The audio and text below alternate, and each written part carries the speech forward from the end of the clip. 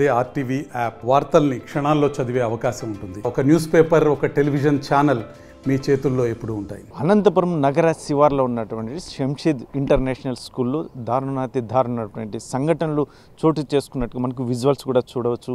ఎందుకంటే ఒక హాస్టల్ వార్డెన్కి రూమ్లో ఏకంగా ఒక బార్ను తలపించే విధంగా మందు బాటిల్స్, పొగాకుకు సంబంధించిన గుట్కా ఇటువంటివన్నీ దొరకడం అనేది చాలా దారుణమైనటువంటి సంఘటన. ఈ మధ్య కాలంలో ప్రైవేట్ స్కూళ్ళలో చాలా చోట్ల ఇక్కడ శిక్షలు పడుతున్నటువంటి నేపథ్యం, ముఖ్యంగా పిల్లలపై ఆకృత్యాలకు పాల్పడుతున్నటువంటి నేపథ్యంలో శిక్షలు కూడా పడుతున్నట్టు. ఇటువంటి పరిస్థితుల్లో కూడా ఇంకా ఎందుకంటే ఇంతవరకు ఈ డిఓ ఆఫీస్కి సంబంధించిన విద్యాశాఖ అధికారులు ఇక్కడ పర్యవేక్షించకపోవడం చాలా దారుణం అని చెప్పేసి ఇందులో పిల్లలను దారుణంగా వ్యవహరిస్తూ ప్రైవేట్ పార్ట్స్పై కూడా వారు వెత్తంతో కొడుతూ ఇట్లా మమ్మల్ని లైంగికంగా కూడా వేధిస్తున్నారని విద్యార్థులు కూడా ఒకవైపు చెప్తున్నటువంటి నేపథ్యం. ఇటువంటి పరిస్థితుల్లోనే మనం చూడొచ్చు. ఈ శంషీద్ ఆవరణలోనే ఉన్నాం.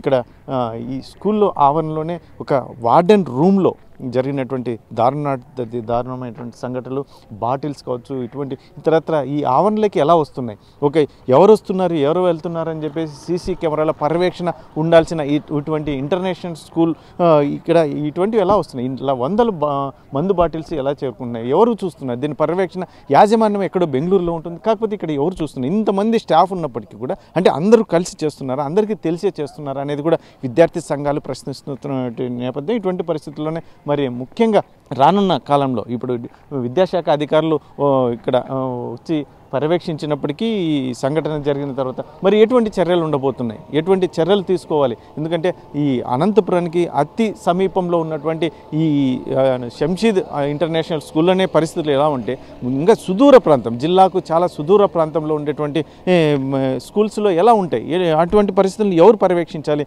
అనేది చాలామంది విద్యార్థి సంఘాలు, జిల్లా వ్యాప్తంగా ప్రజలు కూడా ప్రశ్నిస్తున్న నేపథ్యంలో మనతో విద్యార్థి సంఘాల నాయకులు ఉన్నారు. ఏం చెప్తారు వారి మాటల్లో వినే ప్రయత్నం చేద్దాం. సార్ ఏంటి ప్రధానంగా మీ దృష్టికి ఏం వచ్చేది సార్?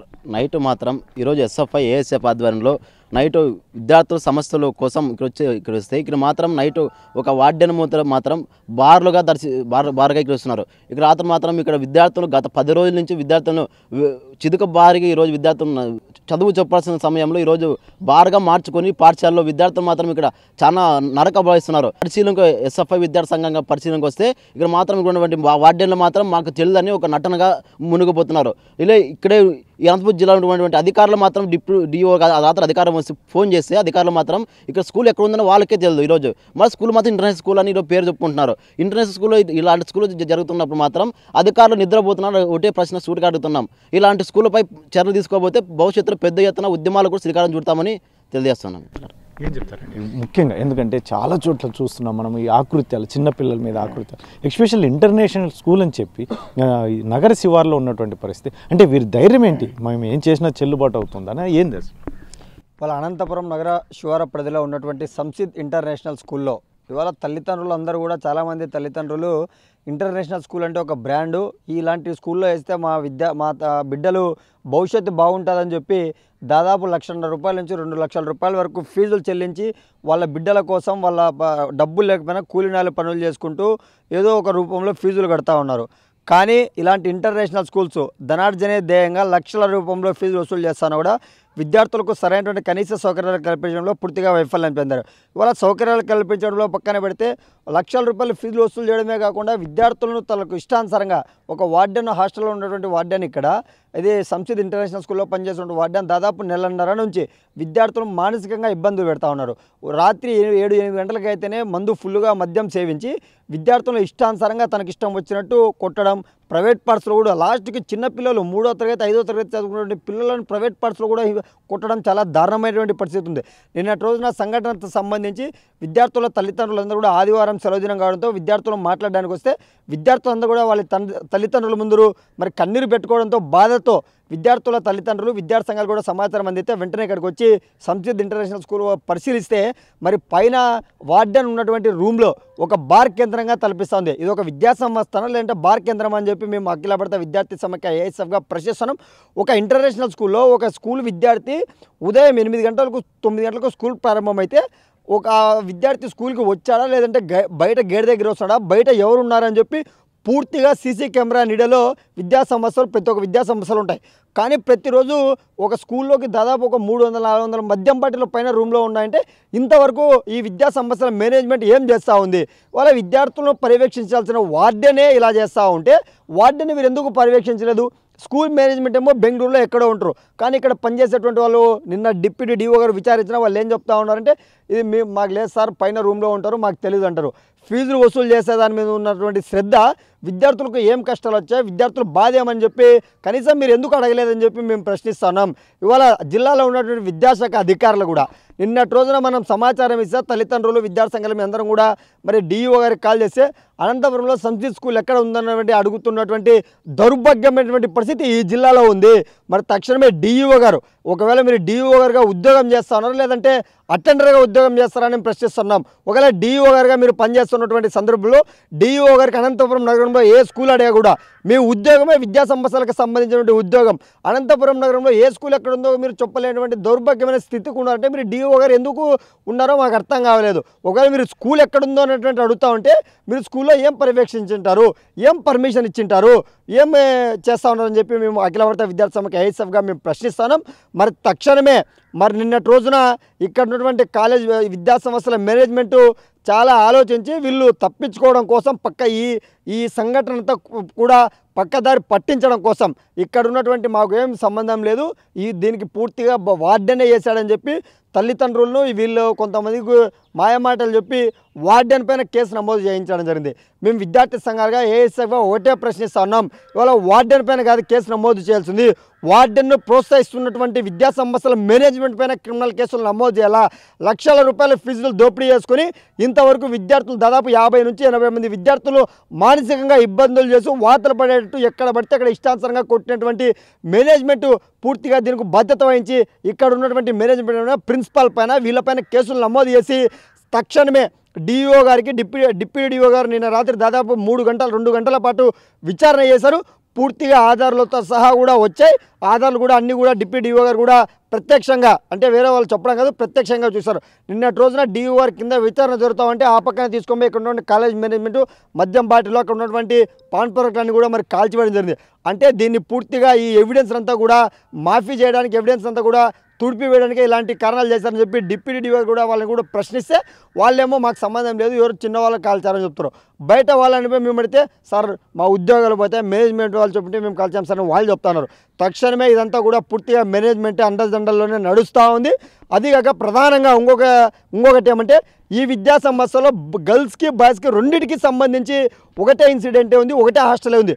గతంలో దాదాపుగా మరి కటారుకొండని కర్నూలు జిల్లా ప్రాంతంలో ఆ ఊర్లో కరెక్ట్గా ఆ ఊర్లో ఒక సుగాలి ప్రీతి అనే అమ్మాయి ఒక హాస్టల్లో ఉన్నటువంటి వాడే మత్యం మధ్యలో సేవించి రేప్ చేసి ఆ అమ్మాయి మరణించడం జరిగింది.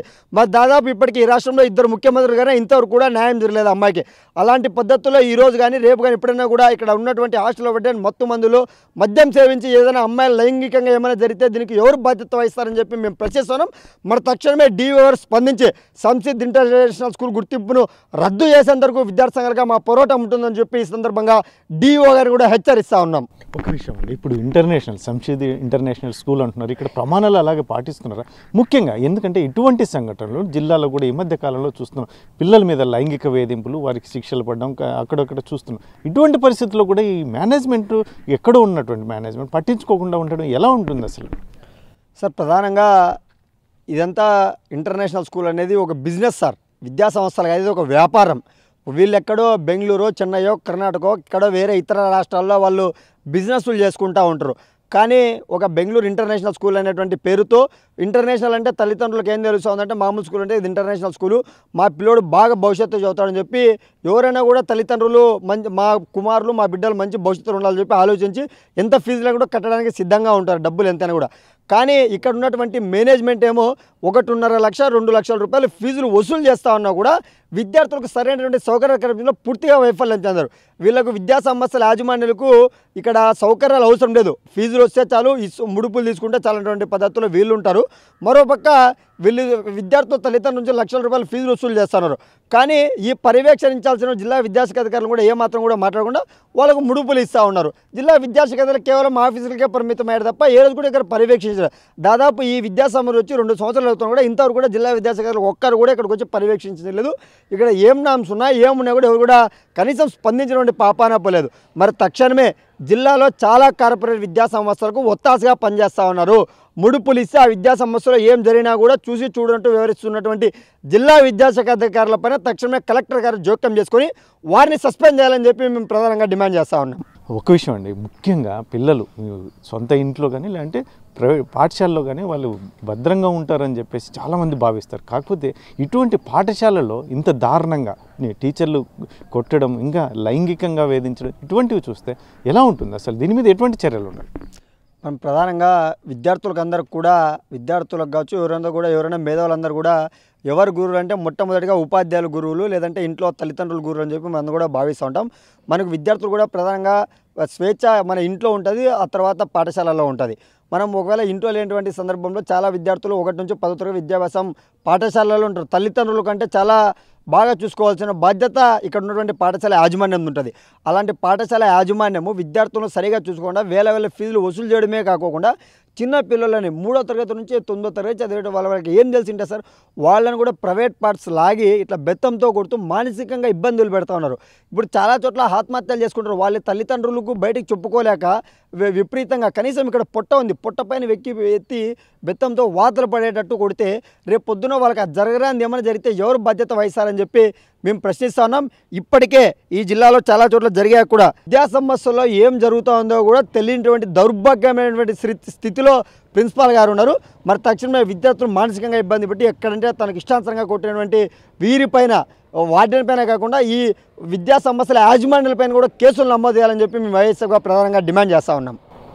ఇది మొత్తం మీద అయితే మాత్రం ఈ సంసిద్ ఇంటర్నేషనల్ స్కూల్ అని చెప్తున్నప్పటికీ ఇక్కడ ప్రమాణాలు ఎంత మట్టుకున్నాయనేది కూడా పూర్తిగా తెలియనటువంటి పరిస్థితి. ఎందుకంటే ఇక్కడ నగరానికి అతి సమీపంలో ఉన్నటువంటి ఈ స్కూల్లోనే ఇంత దారుణమైనటువంటి సంఘటనలు, ముఖ్యంగా ఈ బార్ను తలపించే మొత్తం బార్ను తలపించేటువంటి విధంగా ఒక రూమ్లో మందు బాటిల్స్తో సహా పొగాకు సంబంధించి అన్ని రకాలుగా దొరికినటువంటి నేపథ్యంలో ఇంత అతి దగ్గరలో ఉన్నటువంటి ఈ స్కూల్లోనే పరిస్థితులు ఇలా ఉంటే మరి సుదూర ప్రాంతంలో ఉన్నటువంటి ఎవరు అసలు పట్టించుకునేవారు ఎవరు? విద్యాశాఖ ఏం చేస్తుందని చెప్పేసి విద్యాశాఖ విద్యార్థి సంఘాల నాయకులు చెప్తున్నటువంటి విషయం ముఖ్యంగా ఏదైతే ఉందో చిన్నపిల్లలు ఇంట్లో సేఫ్టీ ఉంటారు, లేదంటే స్కూల్లో కూడా సేఫ్టీగా, ఈ 2 ప్లేస్లు వారికి సేఫ్టీగా ఉండాల్సింది. ఇటువంటి పరిస్థితుల్లోనే ఏకంగా ప్రైవేట్ పార్ట్స్ మీద కూడా దారుణంగా వ్యవహరించడం, కొట్టడం, వీపు మీద కొట్టడం అన్నీ చూస్తే కనుక ఇంతటి దారుణమైన సంఘటనలు జరుగుతున్నా కూడా ఈ ప్రైవేట్ విద్యాశాఖ ఏం చేస్తుంది? అందులో యాజమాన్యం, శంషీద్ యాజమాన్యం అనేది ఎక్కడో బెంగళూరులో ఉంటుంది. ఇక్కడ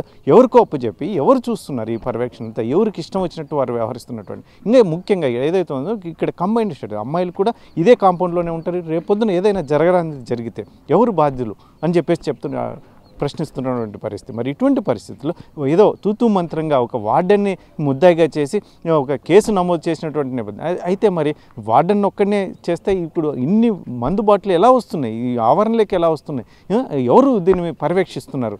ఇవి అందరికీ ఇక్కడ ఉన్నటువంటి మేనేజ్మెంట్ అందరికీ తెలిసిందే. కాబట్టి ఇటువంటి పరిస్థితుల్లో ఖచ్చితంగా ఈ స్కూల్ యాజమాన్యం పైనే కేసులు నమోదు చేయాలని చెప్పేసి విద్యార్థి సంఘాల నాయకులు డిమాండ్ చేస్తున్నటువంటి నేపథ్యంలో మళ్ళీ అధికారులు ఎటువంటి చర్యలు తీసుకుంటారు? ఎందుకంటే ఒక డిఓ ఆఫీస్ నుంచి వచ్చినటువంటి అధికారి స్వచ్ఛంగా ఇక్కడ చూసినటువంటి పరిస్థితుల్లో మొత్తం ఎవిడెన్స్తో సహా, ఎందుకంటే మందు బాటిల్స్, పొగాకు సంబంధించి ఇతరత్ర పిల్లలు చెప్పినటువంటి సంఘటనలు మొత్తం అన్నీ కూడా వారి డైరెక్ట్గా చూసినటువంటి నేపథ్యంలో మళ్ళీ చర్యలు ఎలా ఉండబోతున్నాయని చెప్పేసి జిల్లా వ్యాప్తంగా పెద్ద ఎత్తున చర్చ ఉన్నటువంటి పరిస్థితి. కెమెరా పర్సన్ సుధాకర్తో చల్లాకే నాయుడు, RTV, అనంతపురం జిల్లా. మరిన్ని వీడియోస్ కోసం ఛానల్ ని సబ్స్క్రైబ్ చేయండి, లేటెస్ట్ అప్డేట్స్ కోసం వాట్సాప్ ఛానల్ ని ఫాలో చేయండి అండ్ లింక్ డిస్క్రిప్షన్ లో ఉంది.